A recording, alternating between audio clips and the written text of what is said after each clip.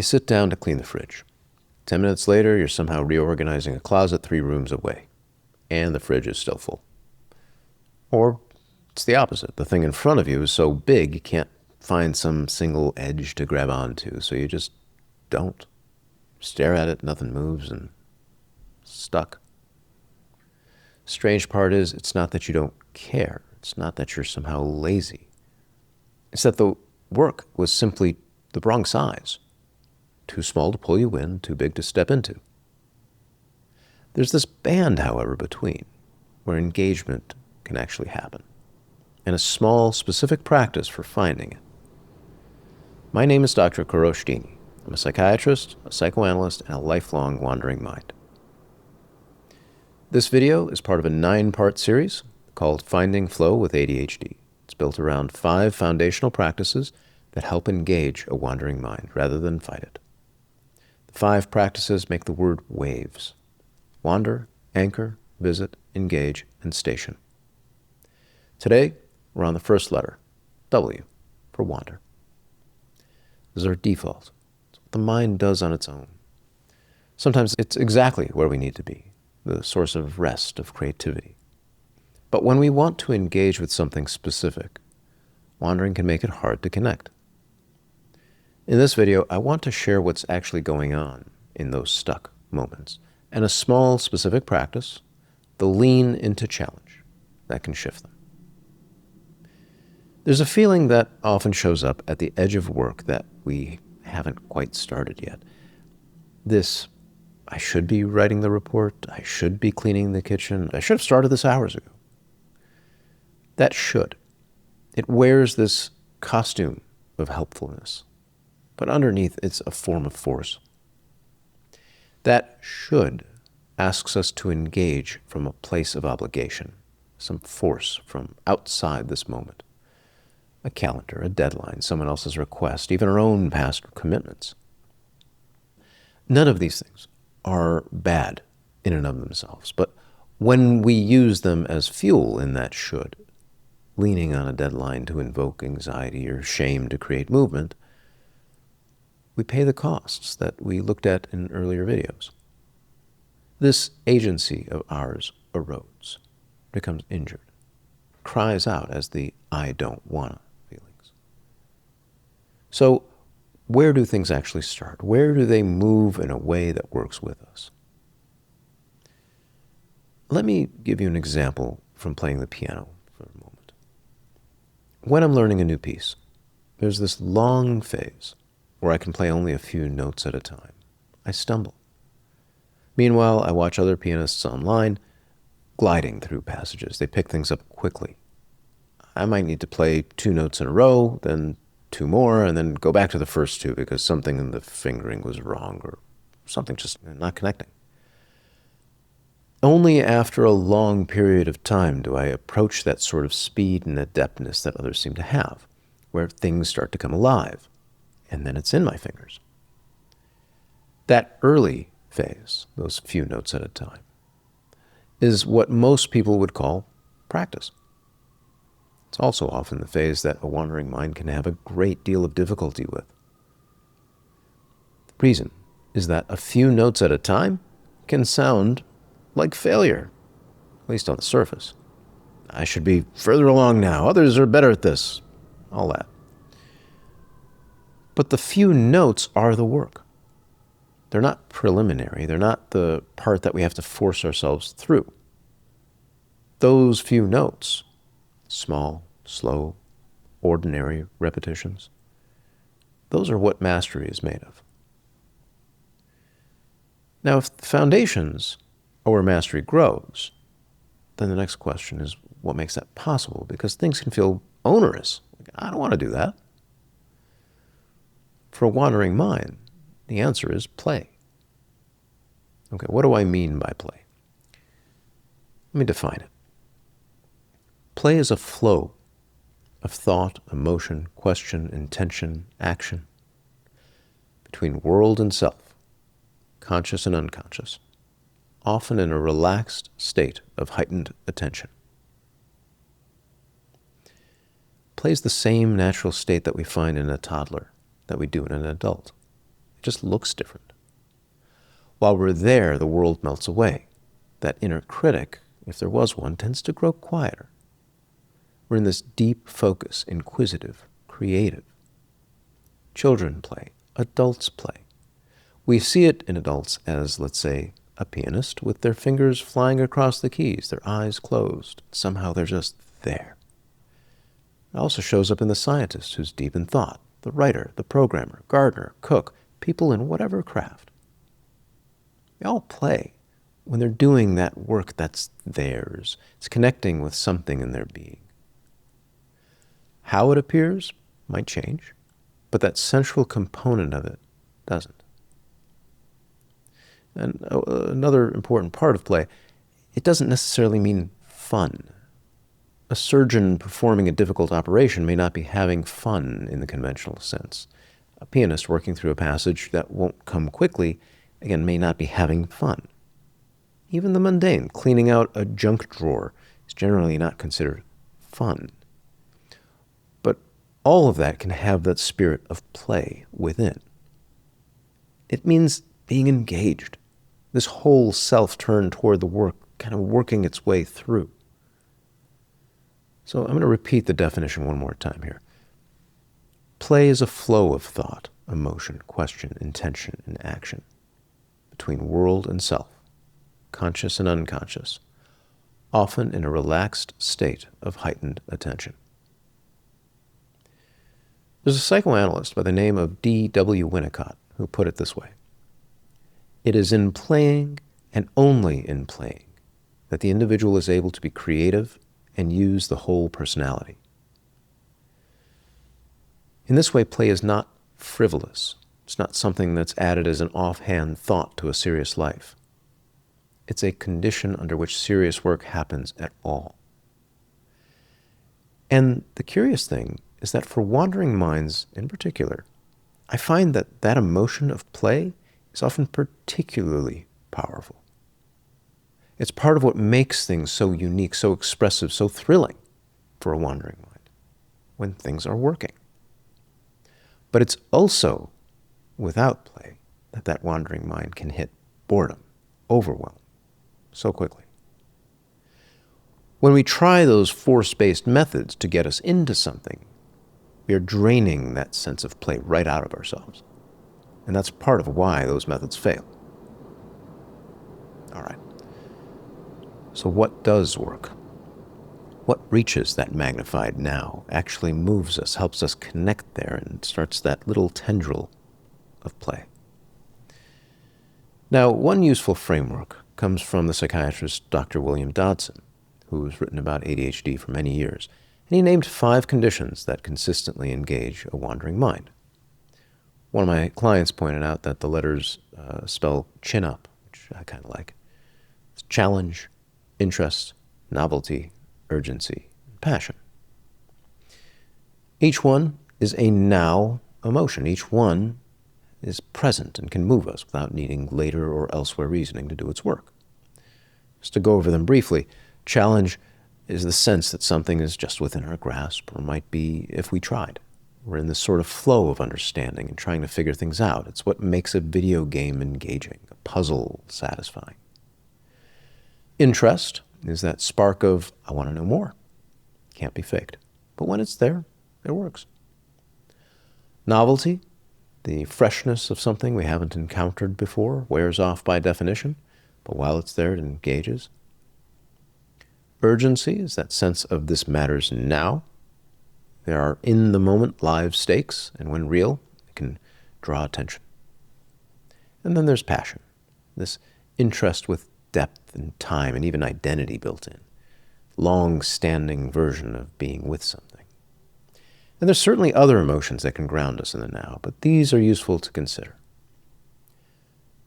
They're not commands, they're descriptions of conditions.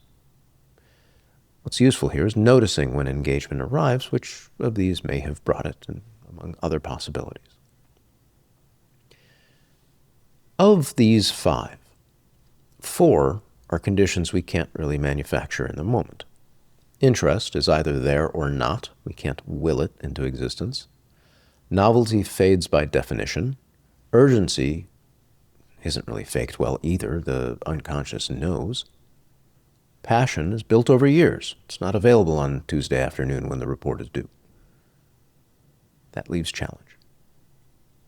Challenge is the one that we can actually adjust. We can make a thing harder or easier. We can find a smaller piece we can manage, or a larger piece we can stretch toward. We can tune. That tuning, more or less, is in our hands. So, what does tuning mean? What does that look like? A challenge that's too easy is boring. A challenge that's too hard is overwhelming. And between them is this band. Wider for some, narrower for others, different in different moods, different times of day. Where the challenge feels just doable, meets us with where we are. We can call this band a window of challenge. It's not a particularly new idea. There's a psychologist by the name of Mihaly Csikszentmihalyi who wrote a book called Flow. We use this term quite often now. Space matches what we're able to do. The wandering mind variation, though, is that our window is sometimes narrower than most. It moves more quickly. That myopic, magnified mind. But the principle is the same. A window of challenge is some stimulation above boredom and below overwhelm. When we're in that window, sometimes that work might engage. We may even briefly find that tendril of play. Below it, the window, the work can feel pointless, and we drift. Above it, the work can feel impossible, and we freeze or bolt. But in meeting it, sometimes our wandering, that playfulness, the something, begins to find some fuel forward. The winds of play start to fill our sails. We find one window, and then maybe we find another, and then another. And then we find ourselves in flow, feeling alive. That window of challenge is not fixed. The same task can be too easy on a rested morning and too hard on a tired evening.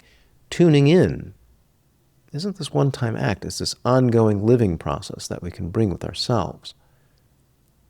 But in that first one, it's worthwhile to be conscious of those parameters that make it happen. And as we connect with one and then another, it can become this part of us, and it just fades out, and we're now in flow. We practice tuning by what I would call a lean into challenge. The lean into challenge is this, in brief. Recognize tension, if not frustration. Tune to a level of ease, and then return to the challenge with that ease in hand. There are 3 steps, and the middle one expands. Let's consider them. First, recognizing that tension, if not frustration. Here we pause. That pause is important. It's there in that pause that we can notice the resistance. The piano passage that's stumbling, the paragraph that won't come, the shelf that keeps falling over, whatever it is. Frustration isn't necessarily a sign to stop. It's information. And it's often leading us towards something, sometimes even meaningful. In pausing, we can notice it there, that tension. We don't argue with it. We acknowledge it. Maybe even where in the body do we feel it? Second, as we're there in the midst of that feeling of frustration, we can now start tuning to a level of ease. And this is the heart of it. We search for ease within the frustration. There's a number of adjustments that can help, and there are 3 in particular that I want to call out. One is to slow down. Whatever that work is, do it slower. You're at the piano, go at a crawl. Reading, go down to a sentence, if not a word at a time. Second is to shrink down, make the scope smaller. 2 notes instead of 4, 1 line instead of a paragraph. First item on a list rather than the whole list. Break down that first item even further on that list.